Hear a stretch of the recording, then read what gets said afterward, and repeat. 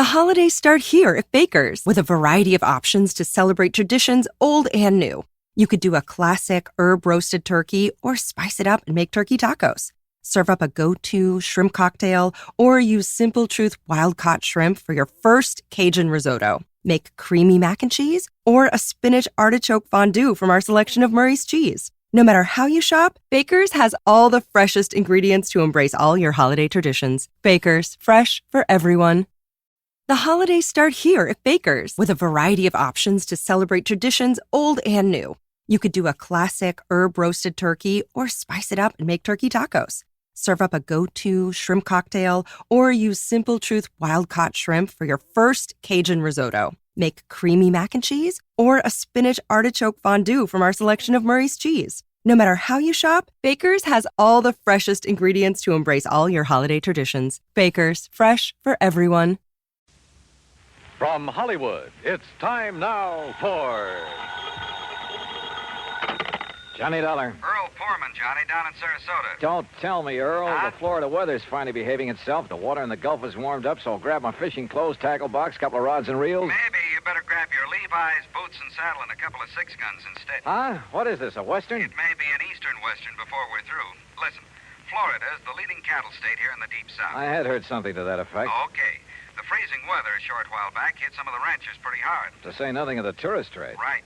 Ordinarily, the year-round pasturage makes it unnecessary to lay up a lot of hay and feed for the winter. That figures. But this year, thanks to the freeze, the cattle were so weakened by malnutrition and then sloshing around in soggy pasture land that, well, at least a couple of 100,000 of them have died. Well, what's your problem, Earl? Outside of the high cost of steak. A rancher's just hit me with a big fat claim. Oh, how much? $78,750. Says that he lost his entire herd. Well, I knew a lot of them had lost quite a few. But the entire herd? Yeah. You coming? I sure am.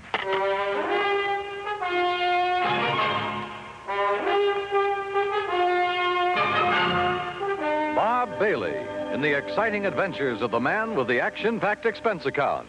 America's fabulous freelance insurance investigator. Yours truly, Johnny Dollar.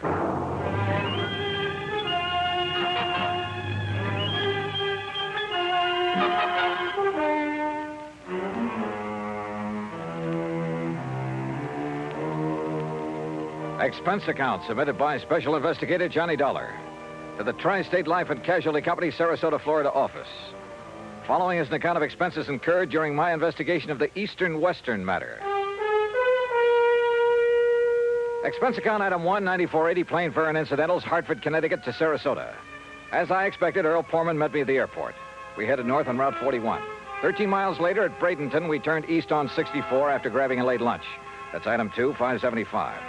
Then, still traveling eastward, we crossed the Kissimmee River onto a narrow, unimproved road into the swampland. And it struck me that what should have been lush green vegetation in this low, damp country was brown and lifeless. That's what the cold weather did, Johnny. All that grass, that good pasture froze and rotted away. No wonder the cattle haven't been eating well.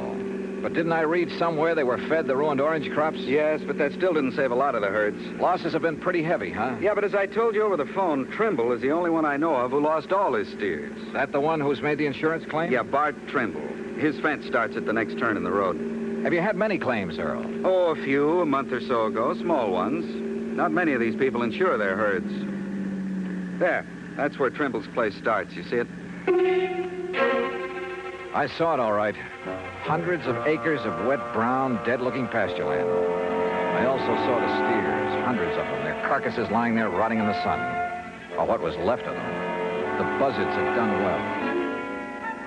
525 head, Johnny. But surely some of them must have survived. Not according to the claim I received. That's why I called you immediately. Earl, you said the other claims were filed a month or so ago. I hoped you'd catch that. Why did Trimble wait so long? That's another reason I called you. Yeah, I see what you mean. Here's his gate. Let's see what he has to say. The Trimble place was unexpectedly new and tidy looking. The main house was a concrete block affair, all white with a slab roof. Behind it was a barn and a corral. The stack of bale hay was obviously for the horses and hardly big enough to feed a herd of steers. A few chickens pecked around here and there. The woman who opened the door was about 40, tall and nice looking, well made up, almost out of place on a cattle ranch. Yes? Oh, Mr. Foreman, how are you? And her voice was soft, gentle, pleasant. How do, Mrs. Trimble? It's nice to see you, Mr. Foreman. Won't you come in? I hear you say Foreman, Betty? Yes, Bart, and he has a friend with him. Well, I won't kid you, Mr. Foreman. I'm glad to see you. Howdy.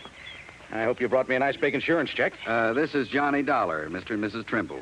He's with our company. Well, how do you do, Mr. Dollar? Won't you please come in? Thank you. Dollar. I think I've heard of you. Oh? Sit down, won't you? Supper will be ready in a little while, and of course you're going to stay, aren't you? Johnny Dollar. Well, now, that depends. Now, of course you'll stay. I really should get back to Sarasota tonight. My wife... Yeah, wait a minute. How I know you're the insurance investigator. That's right. And what's he doing here, Pullman? What's there to investigate? Are you maybe trying to say I killed off the herd myself to collect the insurance money? I said nothing of the sort. Then what's to investigate? I told you. I don't like this, and I'm telling you right to your face. Now, Bart, you shouldn't talk like that. Well, it's the truth. Just what do you think you're going to do around here, Dollar? Bart, please. Well, that depends, Mr. Trimble. Does he have to say it's okay, Pullman, before you can pay my claim? Yes, he does. Well, believe me, if I'd known this was the kind of outfit I was dealing with, paying premiums to... Okay. All right, poke around as much as you want. Stay around as long as you like. We'll bed you down, we'll feed you, we'll show you what kind of people we are. Just don't get in my way. I've got a lot of work to do. And don't tell me I'm a crook. Now, let's be reasonable about this. Me? I'm being reasonable. You're the one that... what do you want, Shorty? Well, you told me to tell you, boss. Tell me what? A truck has come to pick up them hides. And help them load them on the truck. Go ahead, go ahead. You're selling the hides from those animals? I will. Sure. Why not? Oh, we could salvage, that is. Anything wrong with that? Nothing at all. All right. You want horses to snoop around? Help yourself. Saddles are in the barn, but just stay out of my way. Come on, Shorty. Let's get out where the air's nice and clean. Sure, boss. I'm sorry. But Bart's been so upset over losing all those steers. Well, of course, we can't blame him for that. He's been working so hard, trying to save some of the hides and sell the carcasses for fertilizer. Yes, I know. But with so many ranchers trying to do the same thing. Why did he wait so long before filing his claim, Mrs. Trimble? Well, because he's been so busy and because he hoped he could salvage something from the herd, I guess. Or because this lapse of time has given the bodies a chance to decompose? What? Has given the buzzards and other scavengers a chance to remove any evidence that maybe those steers were deliberately... Oh, no. Oh, surely you don't think for a minute that my husband would... Where can I find the nearest veterinarian? Well, the vet we use is up in Kissimmee, Okay. But Mr. Dollar, you don't... Well, you can't possibly think... I'll let you know what I think. After a good cow doctor has a look at those animals.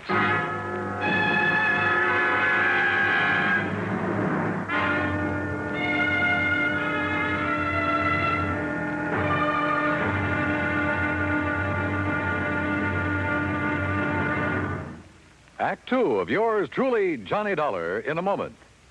From the halls of Montezuma to the shores of Tripoli is an exciting beginning to a stirring song. It is an historic salutation to the efforts of a valiant group of fighting men. Why is their history glorious? What spurred them on? Patriotism and desire for excitement are sometimes given for reasons, but these are not the answers. The answer is, these were men of vision, men who understood our country's needs. Respect, honor, and prestige are things that go hand in hand with a country's greatness. Major Smedley D. Butler recognized this in the year 1915. At that time, our diplomatic negotiations with Haiti were disrupted by Coco bandits who perilously affected the lives of some United States citizens in Haiti. A contingent of Marines under the command of Major Butler was sent in to bring the bandits under control. Though they were holed up in Fort Liberté, Major Butler found an opening in the wall and led a terrifying charge through the breach that resulted in very dangerous hand-to-hand combat for himself and his men. Amid a furious onslaught of Coco bandits and a hail of enemy bullets, Major Butler succeeded in overcoming the resistance and creating a peaceful atmosphere. His grateful country awarded him the Medal of Honor for bravery, forceful leadership, and action above and beyond the call of duty. The second time he was awarded this high honor. Major Smedley Butler had a code of conduct born of years of devotion and service to the United States of America. And now, Act two of yours truly, Johnny Dollar and the Eastern-Western Matter.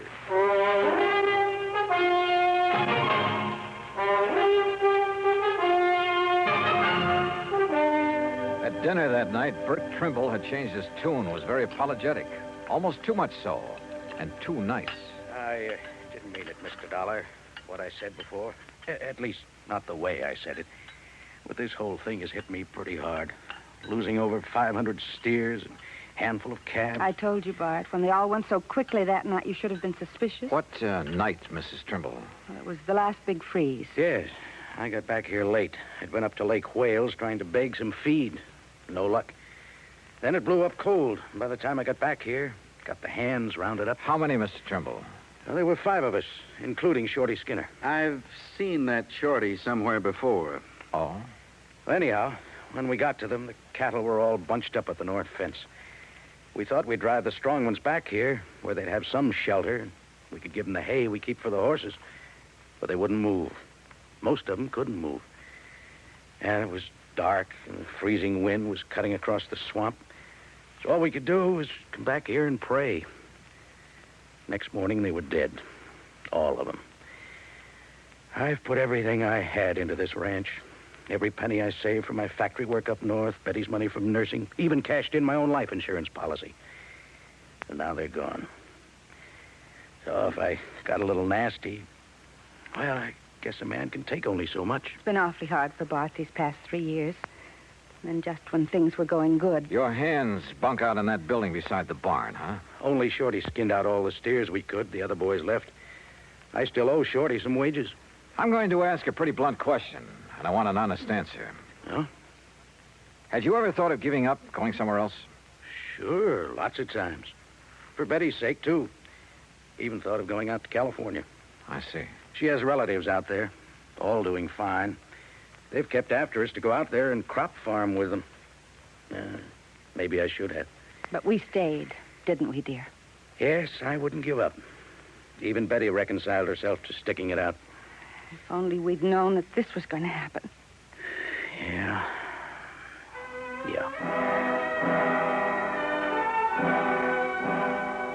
We talked on for a couple of hours, but got nowhere, and finally Earl and I plunked into our beds in the guest room. Mine was beside the open window. Now, when Earl Poorman sleeps, he's dead to the world, but he snores mightily. So after throwing a couple of shoes at him, I gave up and managed to drop off with a pillow wrapped around my head. That was a mistake, an almost deadly mistake. Johnny! Johnny, wake up! Johnny, you hear me? Johnny! What? Wake up! Oh, my head. Stand up. I'll help you. Breathe deeply. Can't you smell it? What are you talking? Deep breath. Come on. What are the... It's chloroform. Yeah, on your pillow. Holy hell. I threw it out the window, your pillow. It was saturated with chloroform. Give me a hand, Earl. I'm dizzy. Oh, Somebody came in that window. The pillow was over your head. You see him? No, but Johnny... Oh, let me sit down again. Yep. Here, by the window. Now breathe deeply. Oh, yeah. I rolled out of bed in my sleep, that narrow bed, or I'd never have wakened. I heard the door slam, then I smelled it. But who? Johnny, I knew I'd seen that Shorty Skinner somewhere. Yeah? It was on a road gang over near Sarasota, a prison gang. You sure? I was driving my brand new Cad. As I passed him and the rest of that glowering bunch, he let fly with a handful of mud. Now, if you ask me, he's the one who came in here and tried to chloroform. But why? That's what I'm going to find out right now. No, wait. I'll be feeling okay in a minute. Let me handle it.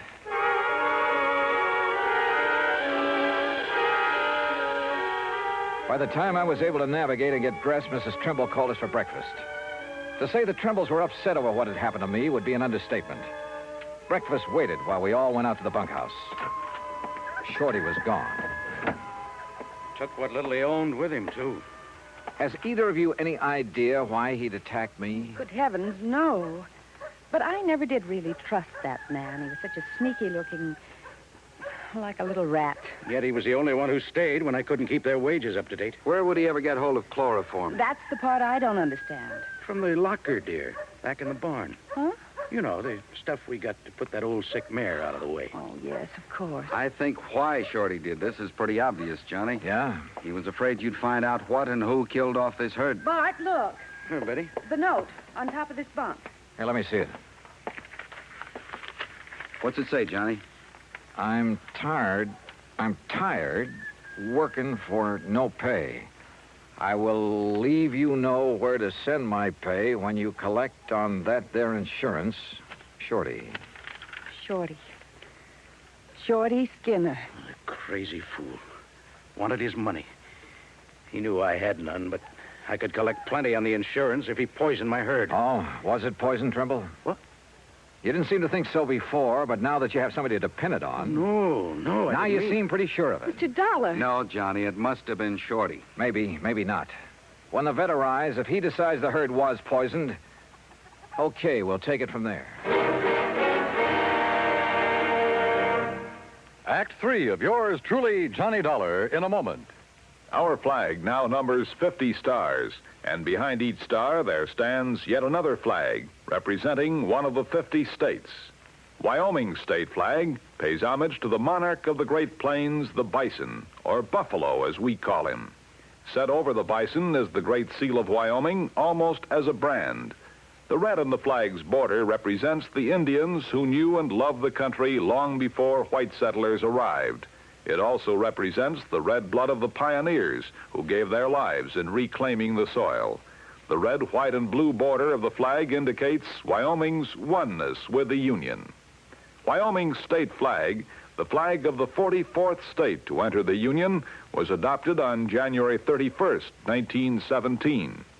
And now, Act 3 of yours truly, Johnny Dollar, and the Eastern-Western matter. The veterinarian arrived from Kissimmee. He, Bart Trimble, Earl Poorman, and I rode out on horseback to inspect the dead cattle. As I had anticipated, the vet made it plain that the bodies were too far decomposed for him to tell anything. Until, that is, he noticed a pale purplish line around the inside edge of a watering trough at a far corner of the fence. Whoever used it didn't realize that it'd leave this telltale ring around the trough. Used what, Doctor? Well, let me scrape off a little, make sure. You think it's a poison, Doc? If I can taste it without getting enough to hurt me. Ooh. Well? Yeah, no doubt about it. Phenolphthalic acid. That's what killed the herd? Yeah, beyond a shadow of a doubt. That's not a very well-known poison, Doctor. I know. It's used almost entirely in laboratory experimentation. I remember it well from my college days. But out here? Who did this to me? Who did it? You don't know? Shorty. Who else? Mr. Dollar. Look, I'm going back to the ranch house to a telephone. I'll see you when you get back there. I called the state police to get out on all points on Shorty Skinner. Then I started on the police in the neighboring towns. The second call to headquarters at Lake Wales got me unexpected results. Sure, we got him right here in the clink, sir. Oh? What are you holding him on? Just vagrancy, no visible means of support. Found him sleeping on a bench in the park about 9:30 last night, so we hauled him in, let him put his X on a police blotter. His what? His X, you know. I certainly do. Thanks very much. The others hadn't got back from the pasture yet. Mrs. Trimble was in the kitchen making lunch. Quietly as possible, I sneaked into their bedroom. Carefully hidden in a desk, I found a lot of letters from the relatives in California. Letters urging that they give up the ranch, do something, anything, to get the money out of it and move to California. Those letters were addressed to only one of the Trimbles. They were addressed to... And then I saw it, neatly framed on the wall, a diploma. A diploma from the famous Lippenwall School of... Why, Mr. Dollar, what are you doing? Mrs. Trimble, I found out that Shorty Skinner has served time. Shorty? At least to the extent of working on a road gang. What for, I don't know. Then he is a criminal. Then there's no question about who poisoned the herd. Oh? You know about the vet's findings? That they were poisoned? Well, no. No, but I thought it was understood. A lot of things have been understood. Wrong things. Did Shorty give you a home address when he came to work here? Yes. Yes, he did. But do you think he'd go there after what I'd like he's to done? see it, please. Well, it's here in this top drawer. Yes, here. That's not his writing. No, that's mine. You see, Shorty can't write. Oh? So he couldn't have written this note you found in his bunk. But who... But look at it. Doesn't that curlicue on the letter T look like the one here when you wrote his address? And how about this capital I? Good heavens, Mr. Dollar. Friends who wanted you to go to California, and you wanted to go. Of course. But as Bart told us, you reconciled yourself to staying here, apparently. I did. I did stay here, even though I wasn't happy. Then the big freeze gave you a chance to kill off the herd, collect a lot of insurance money, and get away with it. You thought. Mr. Dollar, how dare you? The method? A little-known poison you'd learned about back in the Lippenwall School of Nursing. No. But you hadn't expected me here to investigate, so you had to get rid of me. How? As a nurse, you knew all about chloroform. Look, Mr. It was Dollar. a natural, with me sleeping with my head on the pillow, and you knew that Earl was a sound sleeper. He's been here before. And who'd get blamed? Shorty, because he'd left. Only Shorty had left long before that. What? He was picked up in Lake Wales at 9:30 last night. What? Well, then, no, listen. You killed the herd. You tried to kill me. Is that true, Betty? Bart. Tell me. Is it? Yes. Yes, it's true. You know how I hated this place, this horrible, miserable cattle ranch, this living out in this godforsaken wilderness. Betty. Well, you wouldn't do anything about it, so I did. Oh, good Lord. But I failed. But I failed.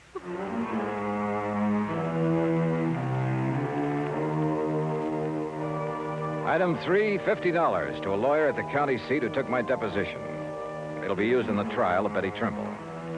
As for Bart Trimble, well, I'm sorry for him. Expense account total, including transportation back to Hartford, $207 even. Yours truly, Johnny Dollar.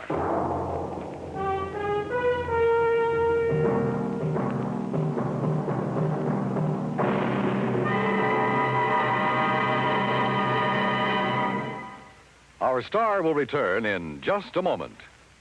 It doesn't take a war to make a hero, nor does it take a situation filled with an onslaught of deadly enemy gunfire, bombs, and mortars.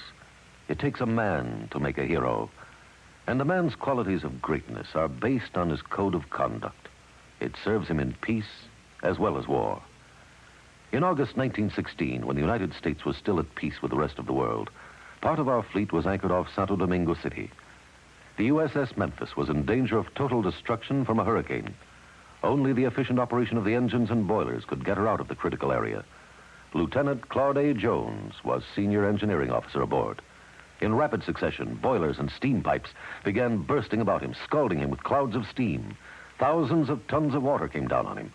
In complete darkness, Lieutenant Jones nobly remained at his post as long as the engines would turn over. His supreme, unselfish heroism inspired the men with him. When the boilers exploded, Jones, with 2 men, rushed into the fire rooms and rescued the men trapped there. In the face of death by drowning, burning, or suffocation from the scalding steam, Lieutenant Claude Jones performed a heroic feat because he felt it was his duty to do what he did. He earned the Medal of Honor because he had a code of conduct that served him well. Now, here is our star to tell you about next week's story. Next week, 1 honest woman, 2 honest men. Yet $100,000 was gone. Fact. Join us, won't you? Yours truly, Johnny Dollar.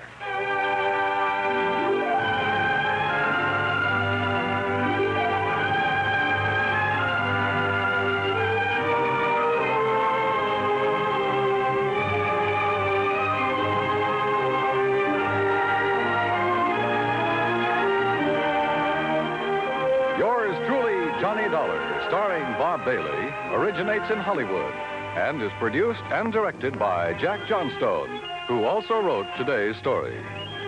Heard in our cast were Virginia Gregg, Vic Perrin, Jack Moyles, Marvin Miller, and Herb Vigran. Be sure to join us next week, same time and station, for another exciting story of yours truly, Johnny Dollar.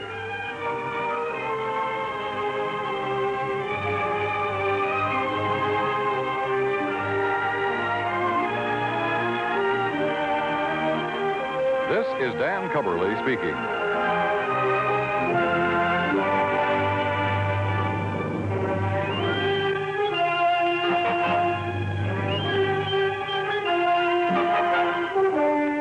This is the United States Armed Forces Radio and Television Service.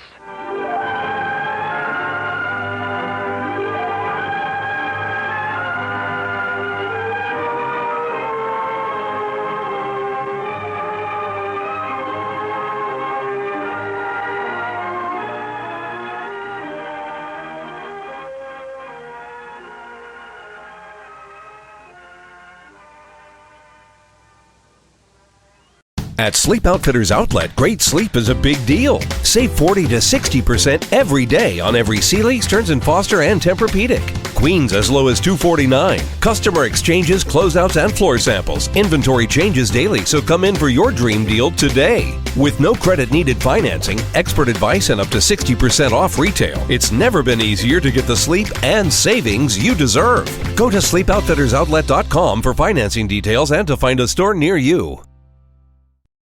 The holidays start here at Baker's with a variety of options to celebrate traditions old and new. You could do a classic herb-roasted turkey or spice it up and make turkey tacos. Serve up a go-to shrimp cocktail or use Simple Truth wild-caught shrimp for your first Cajun risotto. Make creamy mac and cheese or a spinach artichoke fondue from our selection of Murray's cheese. No matter how you shop, Baker's has all the freshest ingredients to embrace all your holiday traditions. Baker's, fresh for everyone.